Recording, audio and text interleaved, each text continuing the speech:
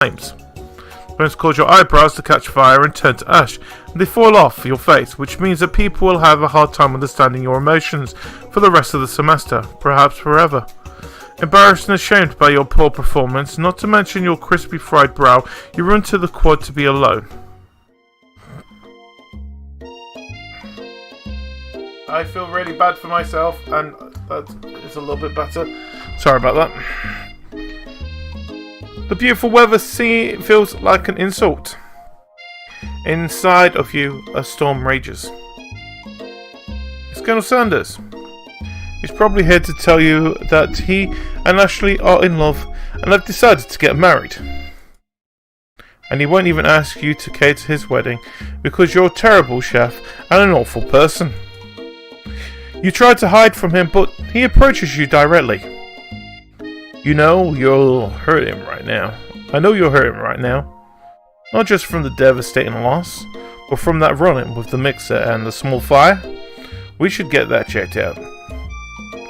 I'm fine. Why don't you just leave me alone? I'm a loser. I'm not fit to fill your fryer. I'll never be a master chef. Failure is part of life. Not just for you, but for all of us. Do you think I'll never failed at anything before? That's exactly what I think. Well, think again. I wasn't always a man you see before you.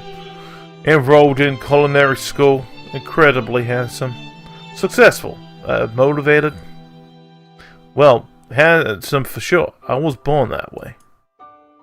Well, I've walked through paths and arrived at dead ends. I was passionate about life, but I failed what the hell is that? Obstetrician? Whatever. I was passionate about justice, but I failed as a lawyer.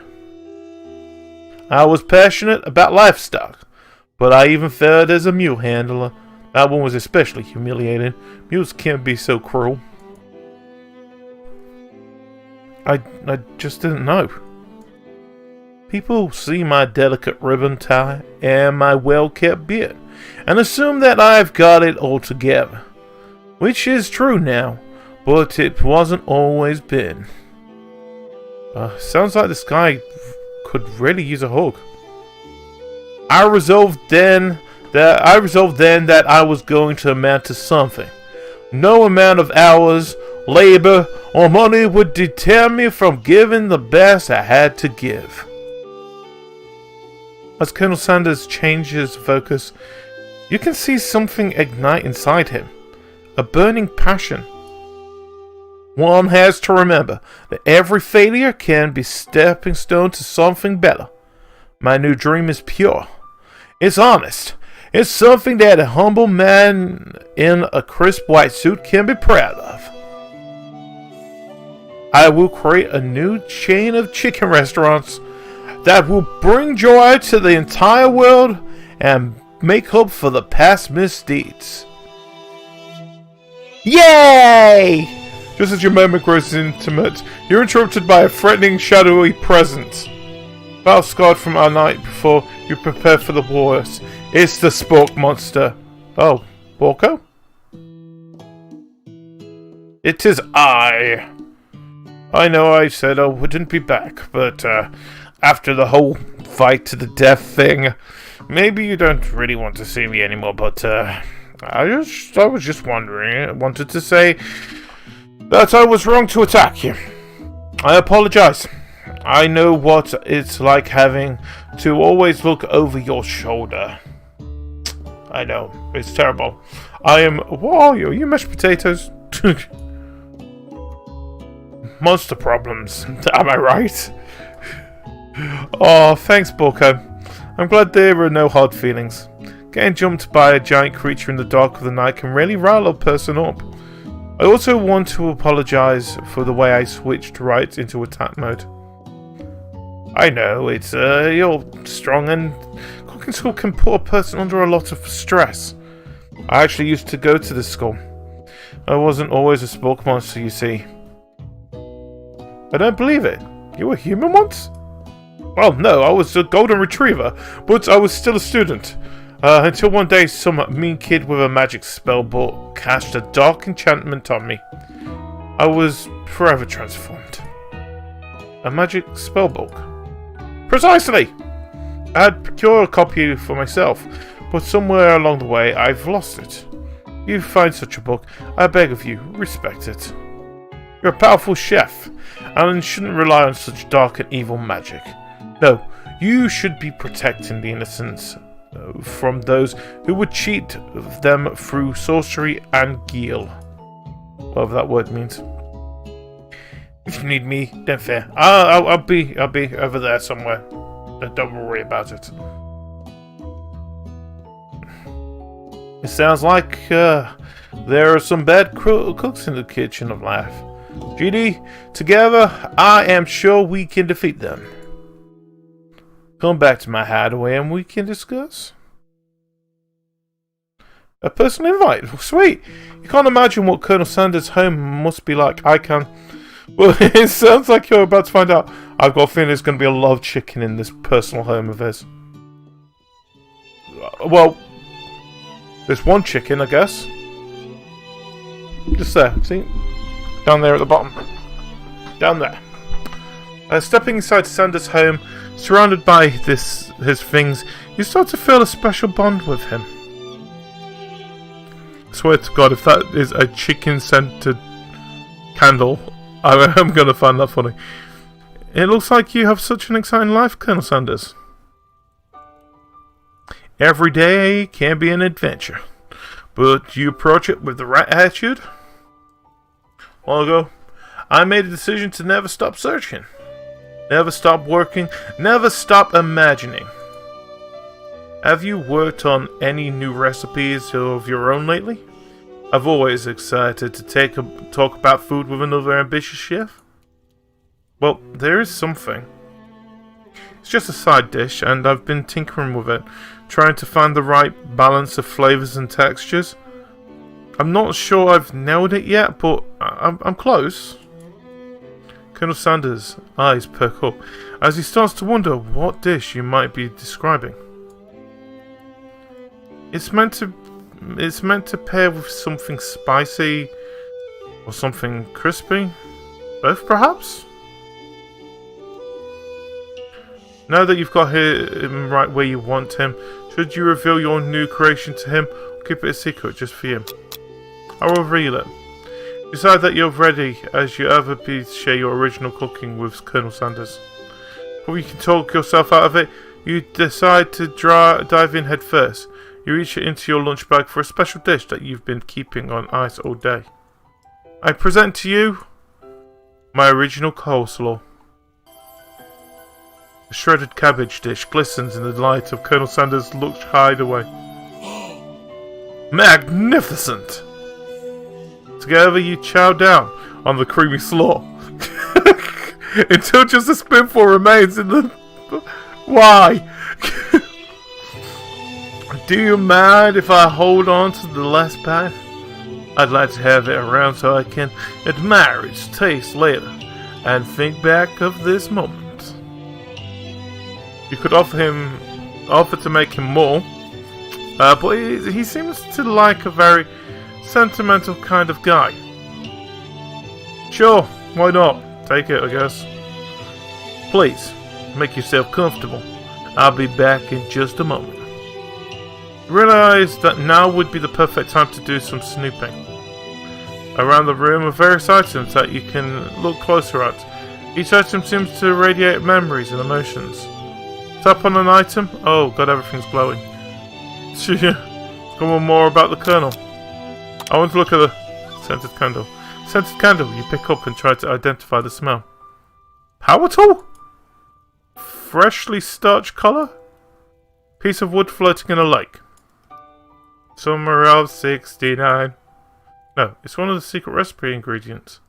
It's that. Tap on the item to discover more about the Colonel.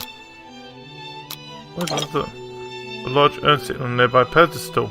There's a plaque on it. It's dusty, but when you wrap it off, you can read the inscription. It says, Here lies the ashes of my past careers and business failures. Oh. Poor guy. Put up an item.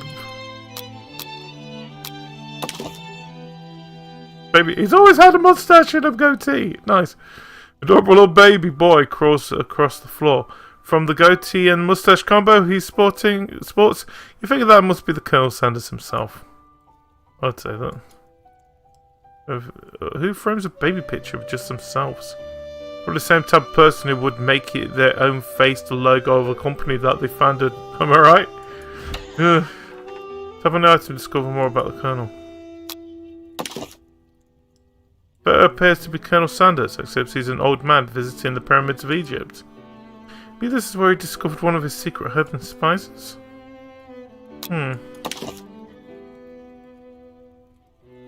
One of the framed photos shows an old man who looks a bit like Colonel Sanders, standing with a friend. They hold fried chicken drumsticks and appear to be cheering them. You look closely to see that there's a short inscription. I wonder who my friend Pete is. Have an item to discover more about the Colonel. Why not? Gaze at the window across the vast moment of the mountain range beyond. Just then a ghost of a student pops up. Are you thinking of heading out to the world on a quest to avenge my death? Wait, what? I never even learned your name. Why would I avenge you? I could just tell you my name right now. It's... Can't you see I'm in the middle of something? You open the window and crank... You open the window a crack, and the ghost of student is swept out with a breeze. Tap on his poor ghost student. You notice a very realistic stuffed chicken sitting on the corner table. Where you pick it up, you realize it's just it isn't just realistic, it's real. Taxidermy? It was important to Colonel Sanders when it was alive. The note clipped on the chicken's foot reads, "The true state bird of this great state of Kentucky." It's true. Look, the silver hair is woven through the tooth. Do not take that hair. Further inspection reveals that the hair therein isn't just silver in colour, it's actually made of spun silver. Oh. The way to keep the secret recipe. What number of points is drawn to you? 11, 11, 11. The safe opens inside. You find a single note. Can be prepared. Can chicken be prepared sashimi style? You open the door and Colonel Sanders' closet. You find a row of signature white suits hanging within. Take one off at its hanger and try it on. Okay, it's just is a bit big for you, but soft and comfortable. Give yourself a deep hug, breathing in his scent. They say that home is where the heart is. Is this what they meant? Before you look any further, you hear Colonel Sanders returning. He has a new dish that he's been working on, and he wants you to taste it. He tried to act casual until he asked you why you're wearing his jacket. I don't usually loan those out, but I must say it does look good on you. Oh crap, the jacket! Before you take it off, you decide that now is the moment to make a big move. You're telling him you could, you fess up and tell the truth. Confess. I think you're developing... No, I didn't say that! No, God, no. No. But I'm concerned. I can't let anyone get in the way of my dreams. Overwhelmed, you take off the jacket and run for the door. But the thought of leaving Colonel in the midst of such an emotional breakthrough gives you pause. You stop yourself. Colonel? Yes, Judy? I honestly think this may be the beginning of something wonderful. I think you're right. We should take things slow.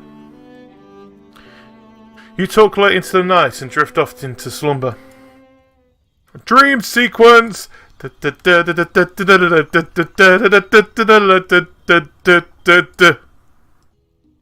You wake into a beautiful morning in Colonel Sanders' hideaway. Did you make the right decision on how to respond to Colonel Sanders? Only time will truly tell.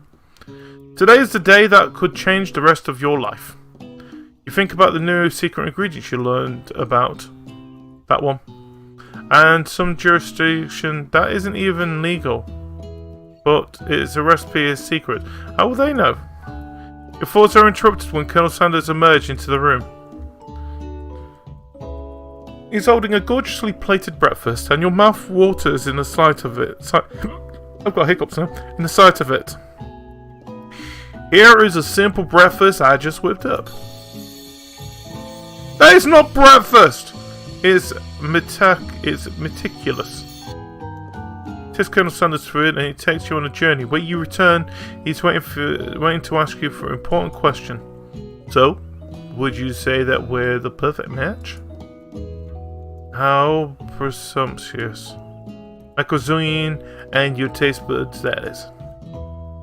Shows confidence, such grace. How could he be the world's greatest gift to cookery? I'll flatter him. You know, I think we might be a great team. A single tear begins to fall in the corner of his eye to glaze out of the window. And with the right business partner, I know I can't fail. Business partner? Could he be talking to you? It's all happening so quickly. Overcome with emotion and confused by your feelings, you're on your verge of tears. Unable to speak, the only answer you can find is to run out the door and get home. There's still one more day of school after all. University of Cooking School, Academy for Learning waits for no one. You get home, you find something very surprising. Your best friend is there waiting for you. Where have you been? Because I had one heck of a night. I've been desperate to tell to you all about it, but I couldn't find you, and worried that something had happened to you. It's okay, I was just... But now it turns out you're fine, and I can finally get up to the speed on the saga of Miriam. Sure, but you will not believe what happened to me after school yesterday. I went on a date. I think I can believe that. Since I've been partnered up with Clank, he's asked me to go out with him. Of course I told him, you better keep your dials turned to polite and respectful. I'm not that kind of girl. But he was just interested in spending some one-to-one time together and getting to know me. So I said, yeah, sure. My light just went out.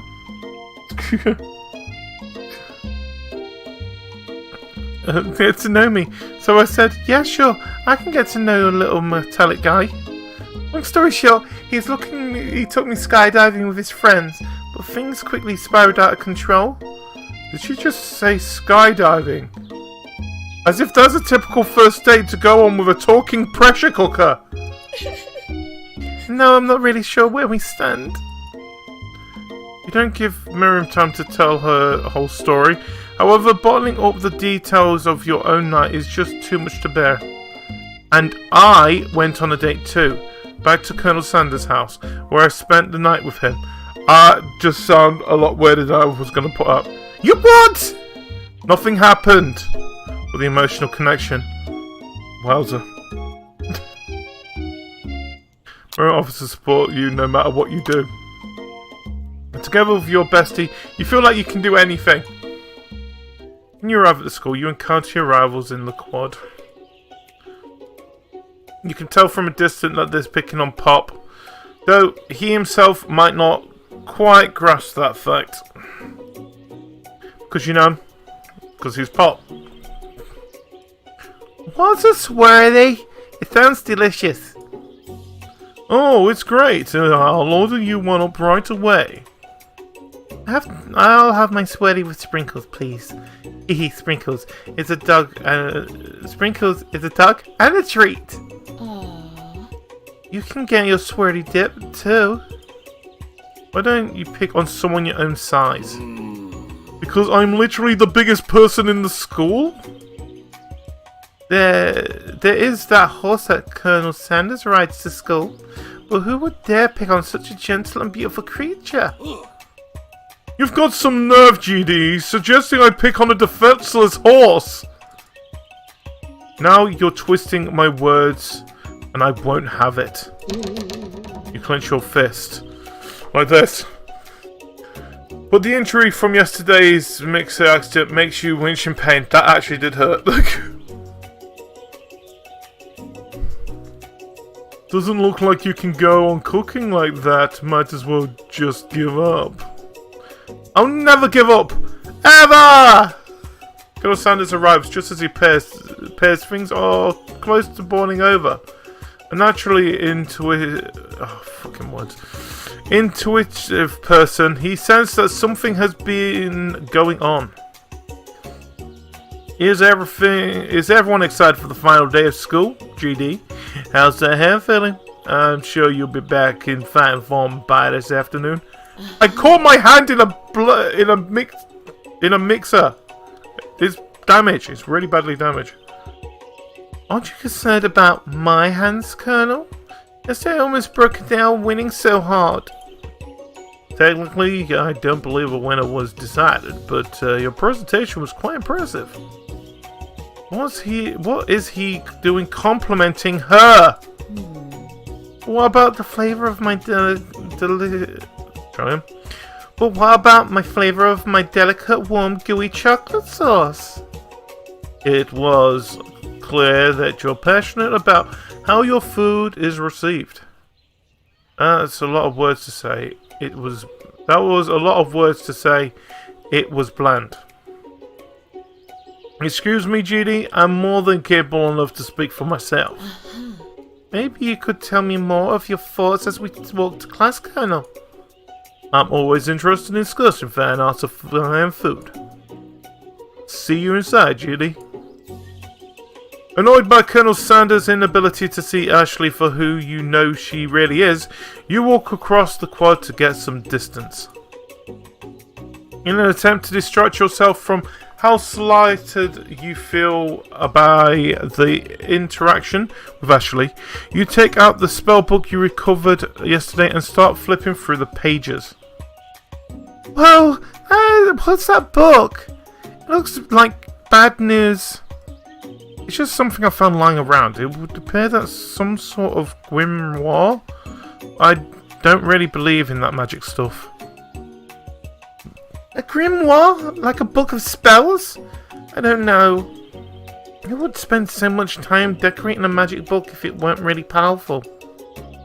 I can think of one surefire way to find out. You open a page covered with arcane writing, cast only in case of extreme emergency. It says around the edge of the page. I could use the spell here. Sorry. A lot of talking in this game. Well, yeah, it's a dating simulator, but yeah. I could use this spell here to say that says it will erase anyone I choose from all my memories. If I scrub out Colonel Sanders, it would probably help me focus better on the upcoming final exam. That is way too drastic. Can you do something else? Like anything else? Not rooted in dark magic? Maybe tie a string around your finger? Okay, fine. It is drastic, but desperate times call for desperate measures. You've got a memory erasing spell sitting right in front of you and a pretty good excuse to try it out.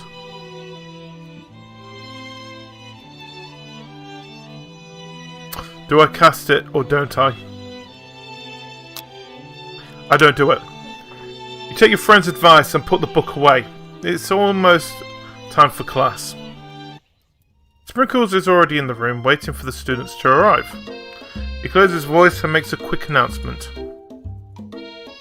I want you all to know that I feel something of a dog moment coming on, but I assure you it's nothing to be afraid of. His cute little nose scrunches up and he begins to breathe quickly. Must be hungry. Reach for some old timer and give him as a snack. That's going to be unpredictable. Especially Sprinkles. We'll see what happens. See that. Sprinkles stops in his tracks. He focuses on the window. The room is deadly silent.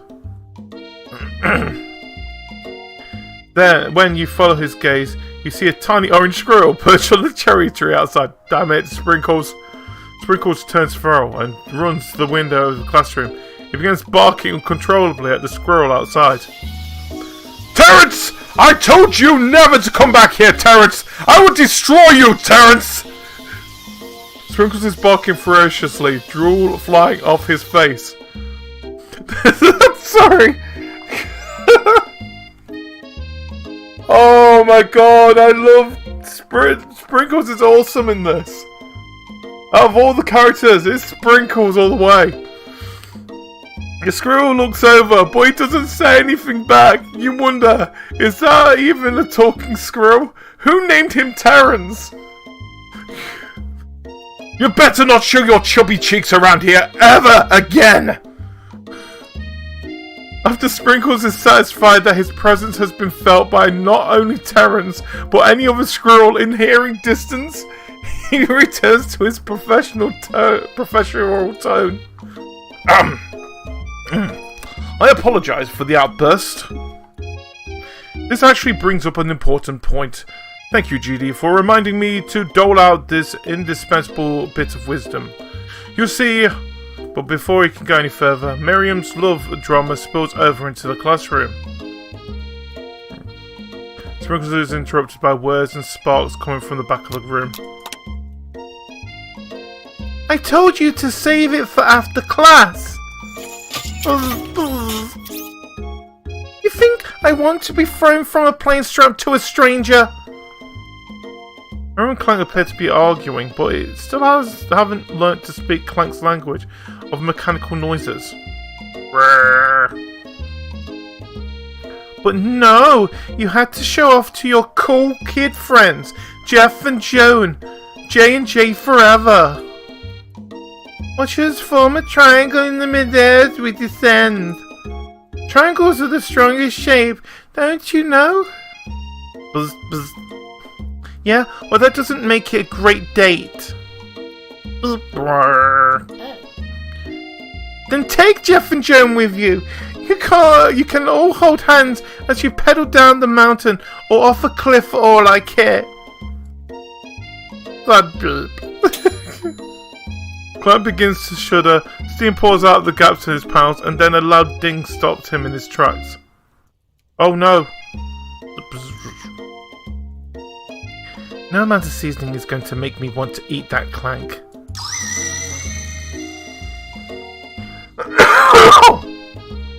Clank bursts out a completely deep-fried sneaker. Considering what he himself has wheels, not feet, not entirely clear where it came from. In terms of deep friend footwear, I guess it looks okay. Clank slowly rolls out of the room to be alone with his shoe. Everyone tries to pretend like they didn't see that entire thing go down. Nothing like a loud public breakup to cast a pale over the final day of school. Well, that was unfortunate. But we must distract from what lies ahead. The final competition showdown challenge exam! I'm still working on the title, but I think you get it. Test time approaches. See you all in the arena. But before you can think about your upcoming competition, there's a very beautiful soul nearby in need of a pep talk. Hey, Miriam, are you okay? Okay? I'm so mad I could smash a tiny mug, spilling several droplets of hot cocoa all over the floor. How could he embarrass me in class like that, in front of everyone? Her tiny cocoa is delicious treasure, so you know that this breakup is no joke, even if the source of her frustration is still a silly boy. I'm a guy. I know that you know this, but I'm going to say it out loud. You don't need anyone. Me and you, we're going to cruise through this final test and hit the carpool lane to Success City. Miriam brightens up, imagining the wind rushing through her short bangs, but she hesitates to embrace the feeling all the way. You're not going to saddle up on Colonel Sanders' stallion and ride off into sunset without me? Oh, you're... Of course not. Well, maybe. So, but I'm sure there's a pony out there with your name on it, and a ranch big enough for both of us, and whoever else we want to bring along. It's not Pop or Clank or anyone else you meet today, tomorrow, or this whole year. So what? You're a special person who shouldn't settle for the first someone to show a little interest anyhow. Yeah. Miriam gives you a big hug and wipes the tears from her cheeks. You should really review my menu for today. I really should review my menu for today. I'm going to make a very special soup. And I bet that Professor Dog is going to love it up. While you were pep talking, Miriam, you completely missed lunch, but that's okay, because you had a better idea of how to spend the time before your exam. You decided to head to the arena early.